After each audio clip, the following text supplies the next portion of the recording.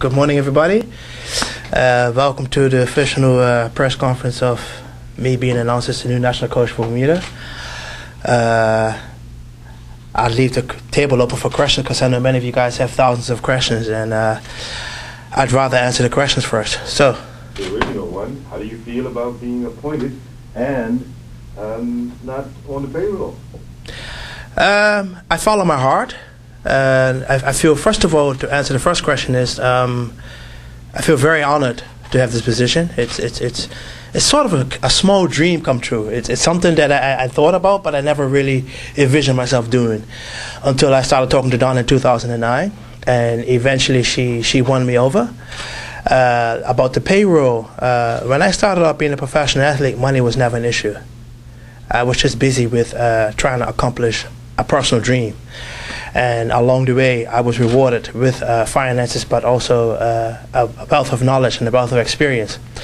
And that's the same approach I have with this job. So if I can't do my work without passion and have fun, then I'm not going to be rewarded. So I'm going to approach it like that.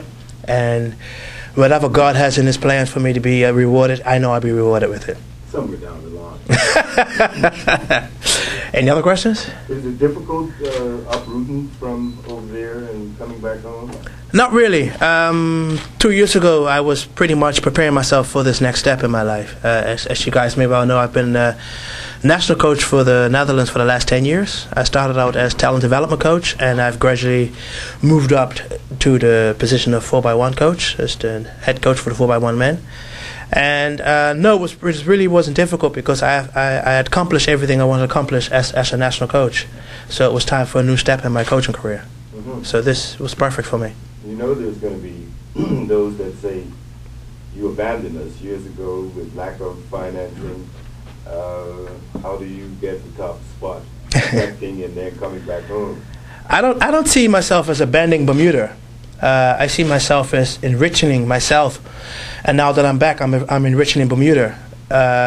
If I'm going to be the new, which I am, the new national coach of Bermuda track and field, how am I ever going to encourage an athlete to enrich in himself or herself? Please, I encourage any athlete to take the risk. If you don't take the risk, you're not going to be able to know what you're capable of achieving. And I took that risk, and I'm grateful for that risk. And I don't feel like I've abandoned Bermuda, because if you look at any interview on the television or in the radio in the Netherlands, they always say Troy Douglas from Bermuda, who is now a Dutchman. So I've carried the label of Troy Douglas to Bermudian for the rest of my life, and I will continue carrying that until the day I die. You're a passionate person when it comes to track and field. How do you envision getting that energy into the athletes in Bermuda? One thing I envision of doing that is through my coaching staff. I'm going to be putting together a coaching staff that is a middle distance coach, a coach who's going to be responsible for the road running, a coach who's going to be responsible for the sprint, jumps, and the throws. And through my coaching staff, my job, my duty is to make sure that these guys are astute in their job, and they're going to transfer their knowledge to the kids, and that's going to be my responsibility, keeping my staff motivated and my athletes motivated. So that's something that I don't know how to explain. I just know how to do it. Do you have some names in mind, like some of the old bullies, like Nicky Saunders or anything like that? Yes, I do have names in mind, but I would rather keep that between myself and my president at this moment, because I have to go through the correct channels. I don't really want to throw seeds out there, and before you know, all these pigeons are jumping around eating the food, and then we know we have nothing left. I would rather discuss it with my staff and take it from there. But you will be informed. You will be back here when I announce the coaching staff. So I will keep you guys abreast with every step that we're making. There's word that you, over the years after being over in the Netherlands, have made several contacts. And do you plan to use those contacts to get as many athletes out of here, quote-unquote, scholarship? That's the purpose. That's the whole purpose. Our job is to prepare our athletes for the future. And their future, they can choose whatever path they want. I see athletics as a vehicle. What we have in Bermuda is something very unique. you're a product of it. We have athletes who are very good in middle distance and jumps and sprints. And if we can use the sport as a vehicle to prepare them for the next phase in their life, then I feel like I've done a great job. And the ones who come out to become Olympians or world champions, then we've done a better job. But the first part is we have to facilitate them, and I really believe that sport could facilitate an athlete, and track and field is one of the sports that has facilitated some of Bermuda's best athletes. Naming yourself. What is your attitude or feelings towards the few that fall through the cracks? How do you get them back or keep them from going into the cracks? That's going to be the challenge between the individual athlete, the coach, and my coaching staff. That's a very tough one because they do fall. I can't say I can save everyone. No, you can't. But if you don't try, you never know. And all we're going to do is put our best foot forward. But there are ones that's going to fall through the cracks, and there's going to ones who's going to excel, and that's a fact of life. But all we can do is do our best to facilitate the athletes with the best coaching staff and the best group that we can provide them with to prepare themselves. Do you have an open door policy, or you prefer people make appointments because you're going to be busy? I would rather make an appointment. That's one of what you just you just said. That was one of my biggest problems when I first took the job in the Netherlands. I had an open door policy, and within 5 years I burnt myself out, and I had to learn to make appointments with people. So I'm going to schedule it to appointments and spend time with individuals and go over things as thoroughly as possible so that when we do put something into action, it's going to be very active. Mm. Are you still active in the Masters division, or have you hung up those? I have no desire. When I quit coaching, one of the best advice a colleague gave me is you have to learn to stop thinking like an athlete, stop acting like an athlete, and start thinking like a coach and acting like a coach. So I've made that step. I quit 8 years ago, and I have no regrets. I'm glad I quit. I retired under my own terms. And I approach coaching passionately, just like I coach running. But yeah, I don't have no desire to run anymore. I don't. What do you think the challenges and opportunities are for the Bermuda Track and Field Association right now?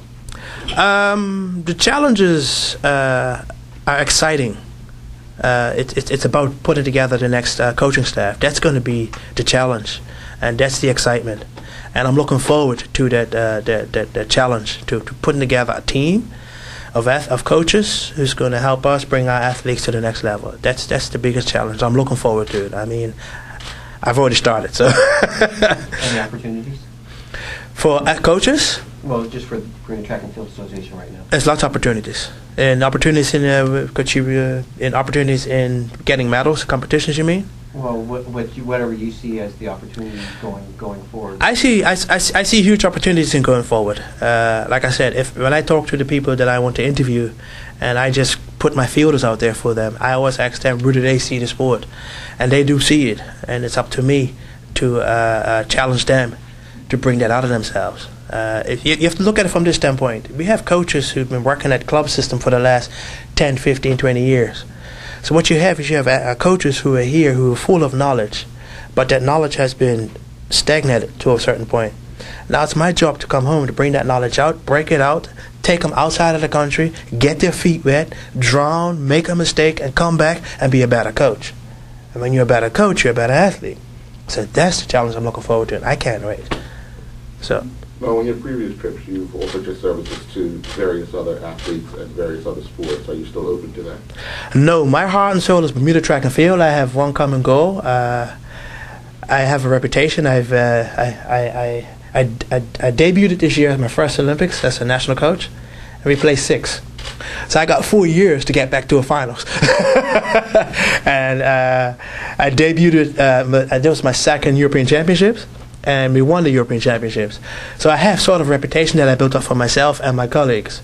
So I have to put 110% into track and field, or athletics, so to say, so that when I step on the track from being a national team and we're going somewhere to compete, we have to really compete. So I would rather put all my eggs in that basket at this moment in time. So we've got just over 6 months for Carifta. What's your expectation?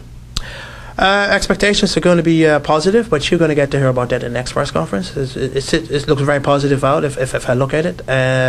If I compare it to what I saw last year, the sky's the limit. We had a huge team. Of course, we were the host country, so we could do what we want to do.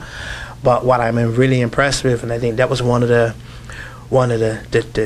tricks that Donna used to really lure me into Bermuda, was that we had such a young team in the under-17s that showed so much potential, and not only the team of athletes but the team of coaches. So once we get our act together, I think within the next 6 months you're going to see some fantastic things that's going to look good for the future. How many athletes are you hoping to place in the next Olympics? Realistically, I see 5 right now. Realistically, I see 5. Yeah? You want to name them? Arentia King, Tyrone Smith, Shaquille Deal, Aaron Evans, and Trey Houston. Yeah, realistically. So when do you see us progressing to the point that we could possibly medal in the Olympics?